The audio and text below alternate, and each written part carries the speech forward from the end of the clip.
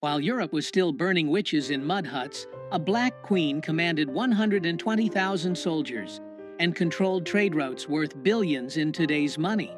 Her name was deliberately erased from your textbooks. She wasn't alone. 5 African queens built empires so powerful that European kings begged for their gold, then rewrote history to pretend they never existed. This is their story. Let's go back, way back. We're talking about a time when the word Europe barely meant anything. When Rome was just getting started and Greece was still figuring out democracy. During these centuries, while tribal villages dotted the European landscape, African queens were already commanding armies of thousands, building architectural marvels, and controlling trade routes that connected 3 continents.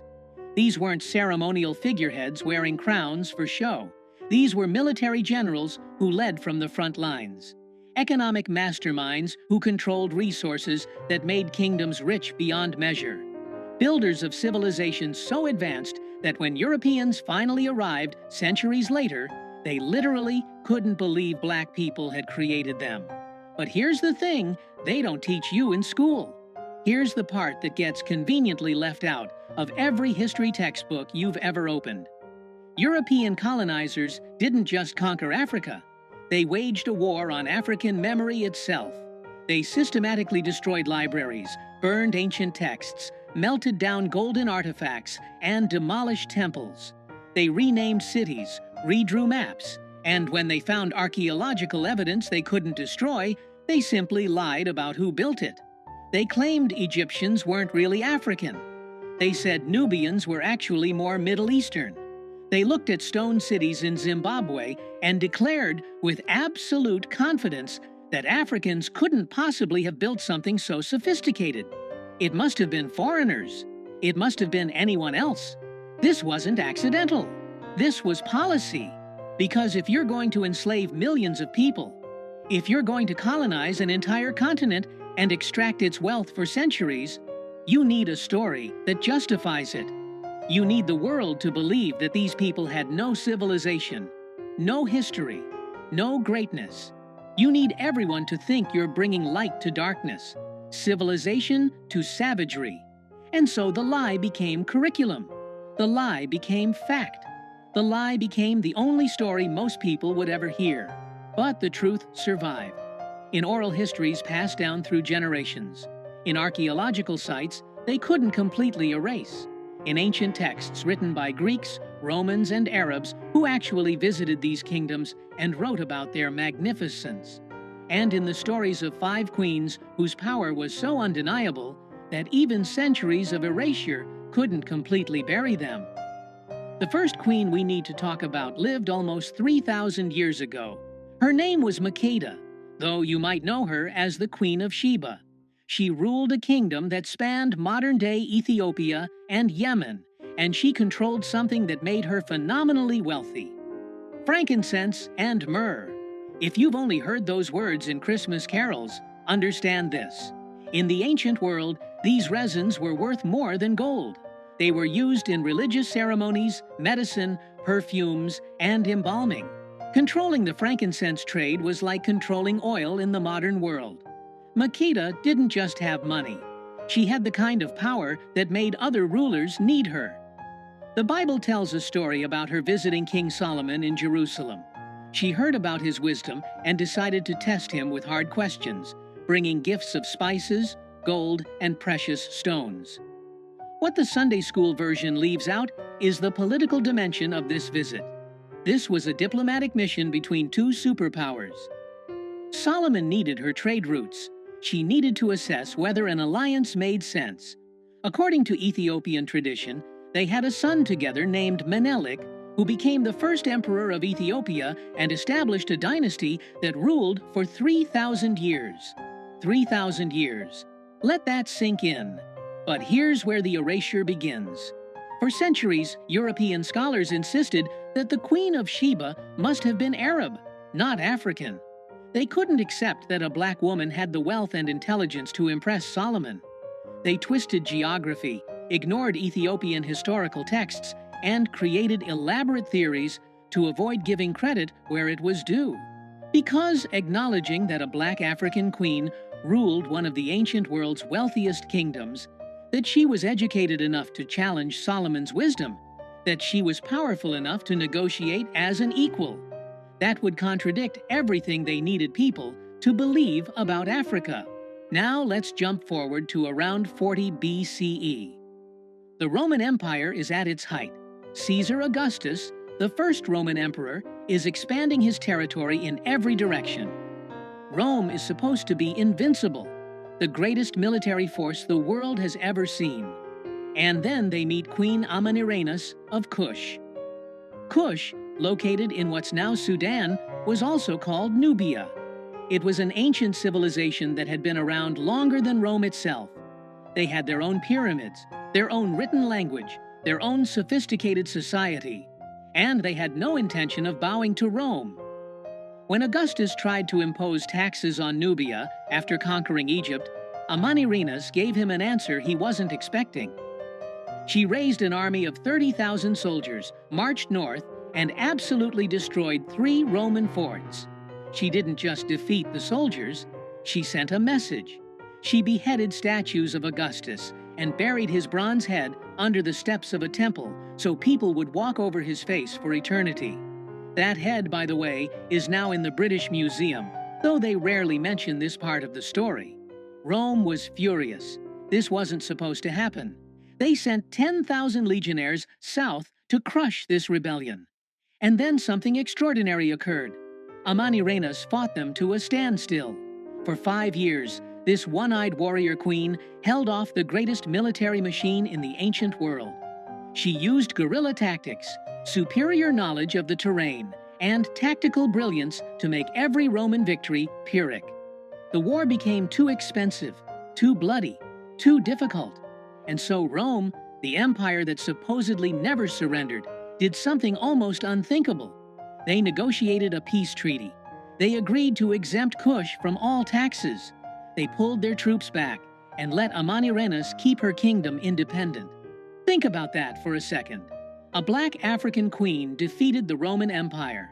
Not in legend, not in myth, but in documented historical fact. Roman historians wrote about it. Archaeological evidence confirms it. And yet, how many people have ever heard of Amanirenas? How many history classes teach that Rome lost a war to a Nubian queen?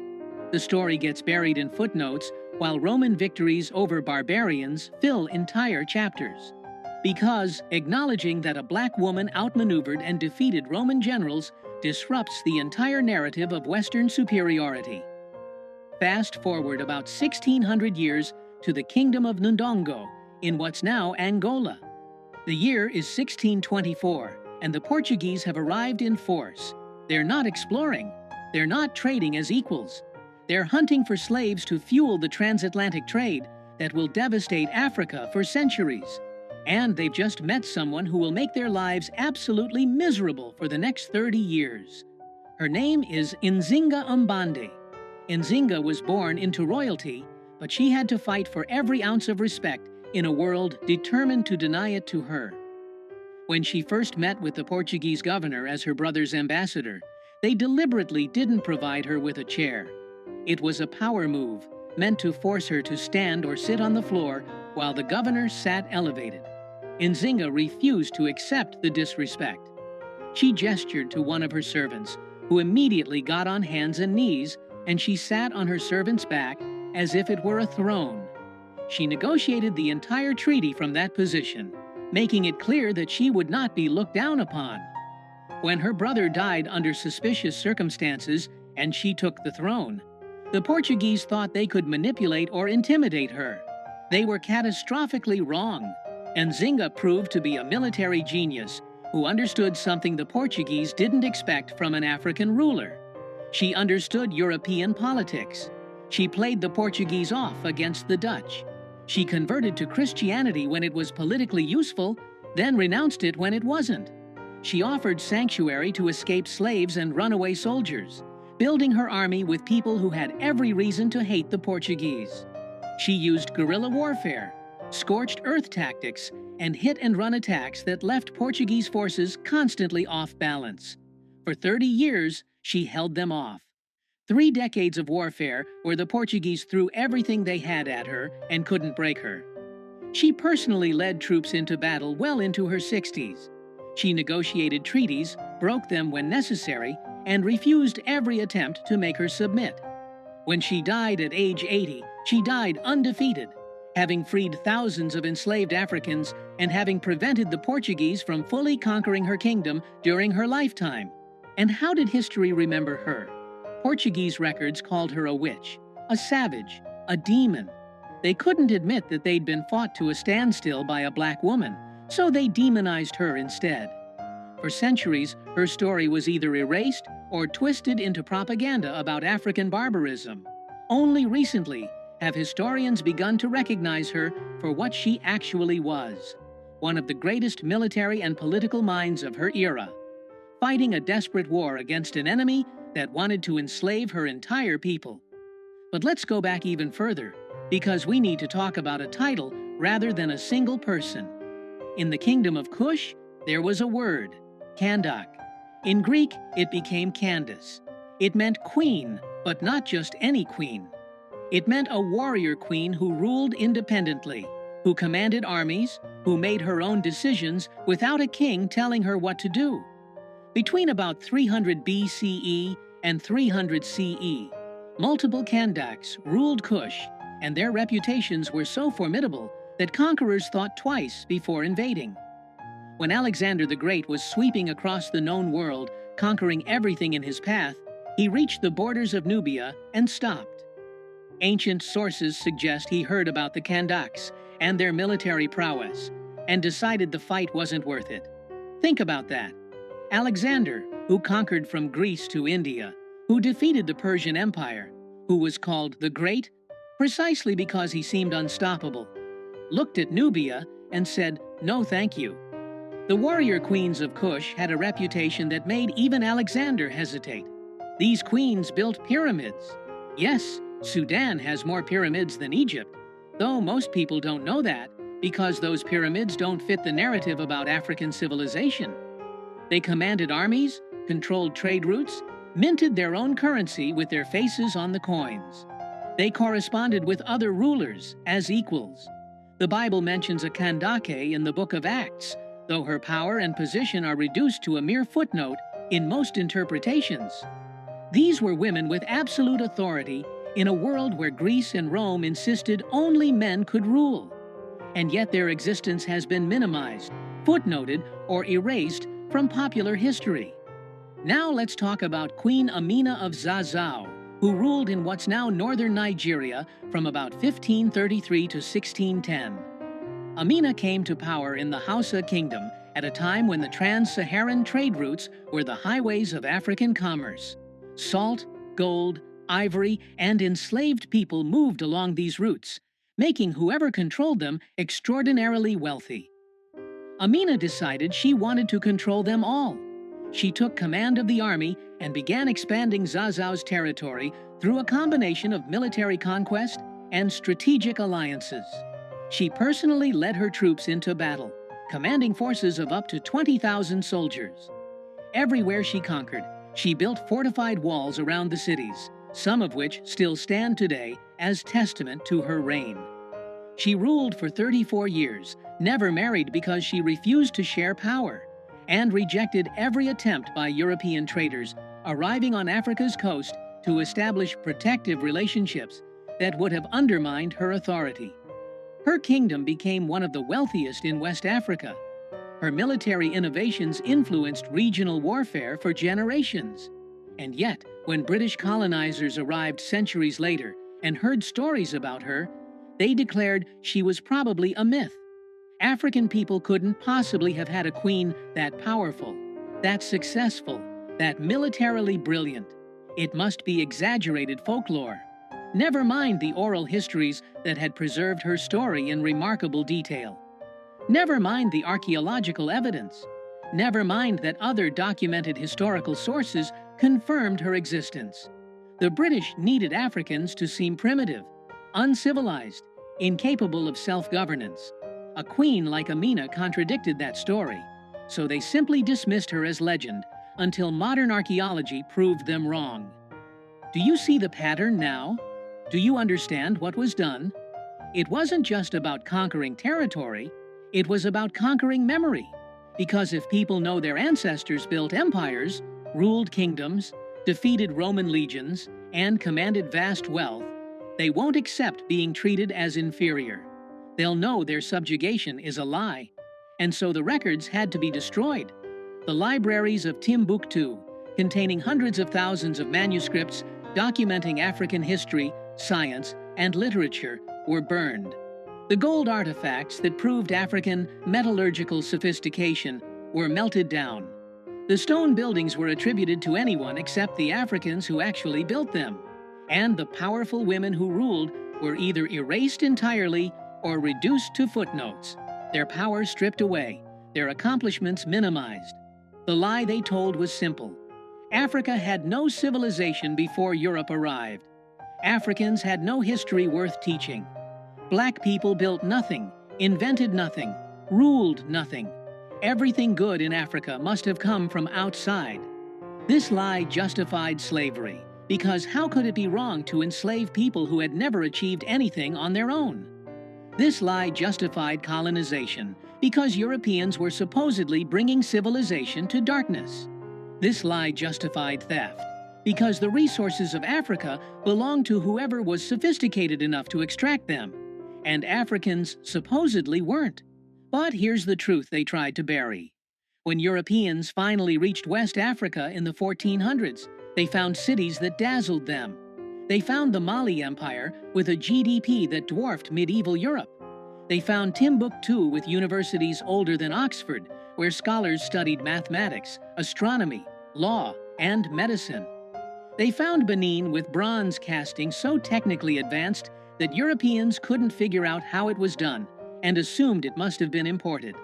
They found Great Zimbabwe with stone architecture so sophisticated that colonizers spent decades insisting Phoenicians or Arabs must have built it, because accepting that Africans created it was ideologically impossible.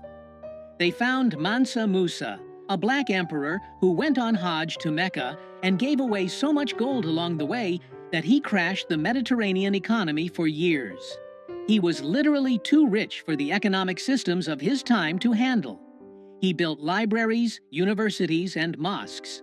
He turned Timbuktu into an intellectual center of the Islamic world. And he did all of this while ruling an empire larger than Western Europe. And yes, they found evidence of these 5 queens and dozens more like them. Women who commanded armies, while European women couldn't own property. Women who controlled trade routes, while European women were burned as witches if they were too educated. Women who built dynasties that lasted longer than most European kingdoms existed. African civilizations didn't fall because they were primitive or inferior. They were systematically destroyed by the transatlantic slave trade and European colonization. Over 400 years, an estimated 12 to 15 million Africans were kidnapped and enslaved. Entire regions were depopulated. Sophisticated political structures were deliberately shattered. Economic systems were redirected to serve European interests. And then, when colonizers had finished extracting wealth and destroying societies, they pointed at the devastation they'd caused and said, "See?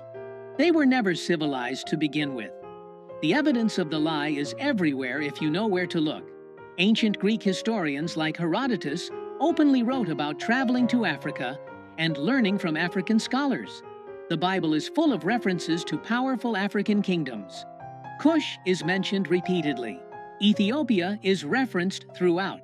Roman coins show extensive trade with Nubian empires. Medieval Arab scholars wrote detailed accounts of visiting West African kingdoms and being amazed by their wealth and sophistication. The proof was never actually hidden. It was just ignored, dismissed, or reinterpreted to maintain the narrative of African inferiority. But by the 1800s, when colonization was reaching its peak, this history was being actively suppressed. It was classified or hidden in archives where only scholars could access it. It was removed from educational curricula. It was declared unreliable or exaggerated.